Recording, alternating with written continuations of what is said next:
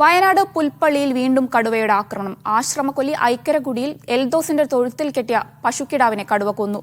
സമീപ പ്രദേശമായ അമ്പത്തിയാറിലാണ് കഴിഞ്ഞ ദിവസം കാളക്കുട്ടിയെ കടുവ കൊന്നത്.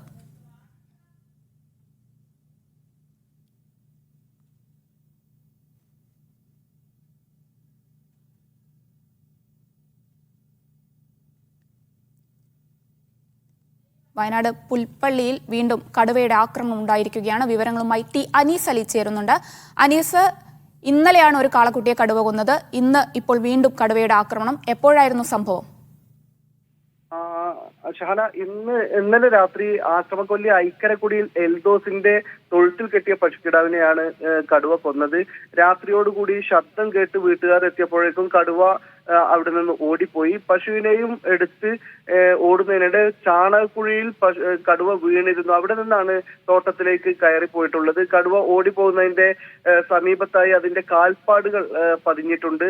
വീടിന്റെ സമീപ പ്രദേശമായ അമ്പത്തിയാറിലാണ് കഴിഞ്ഞ ദിവസം കാളക്കുട്ടിയെ കടുവ കടിച്ചു കൊന്നത്.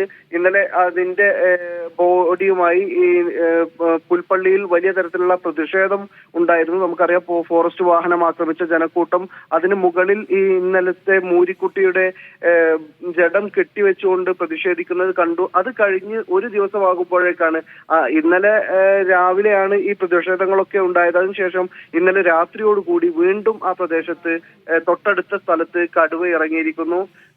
ഇന്നലെ രാത്രി വാഴയിൽ അനീഷ് എന്നയാൾ കടുവക്ക് മുന്നിൽ നിന്ന് തലനാരിഴക്ക് രക്ഷപ്പെട്ടു എന്ന വിവരവും ഇപ്പോൾ പുറത്തു വരുന്നുണ്ട്.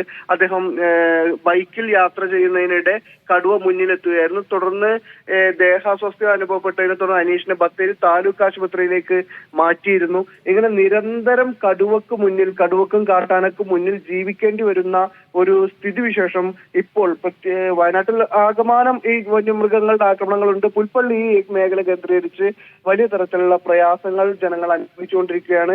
പുൽപ്പള്ളി സുരഭിക്കവലയിൽ ഏതാനും മാസങ്ങളായി വളർത്തുമൃഗങ്ങൾ ഇങ്ങനെ കൊന്നുകൊണ്ടിരിക്കുന്ന കടുവയെ വെടിവെച്ച് കൊല്ലാൻ കഴിഞ്ഞ ദിവസം മയക്കുവെടിവെച്ച് പിടികൂടാൻ കഴിഞ്ഞ ദിവസം ഉത്തരവിട്ടിരുന്നു. അതിനു മുമ്പ് ആദ്യം അതിന്റെ ക്യാമറ ദൃശ്യങ്ങൾ ലഭിക്കേണ്ടതുണ്ട്.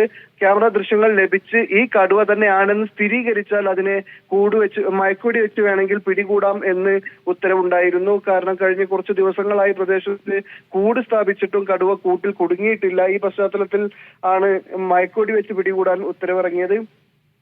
കഴിഞ്ഞതിന് ശേഷവും ദിവസങ്ങൾ കഴിയുമ്പോൾ പ്രദേശത്ത് കടുവയുടെ ആക്രമണവും കടുവയുടെ സാന്നിധ്യവും സ്ഥിരീകരിക്കുകയാണ്. ഷഹാന. ശരി, ടി അനീസ് അലിയാണ് വയനാട്ടിൽ നിന്ന് വിവരങ്ങൾ പങ്കുവച്ചത്.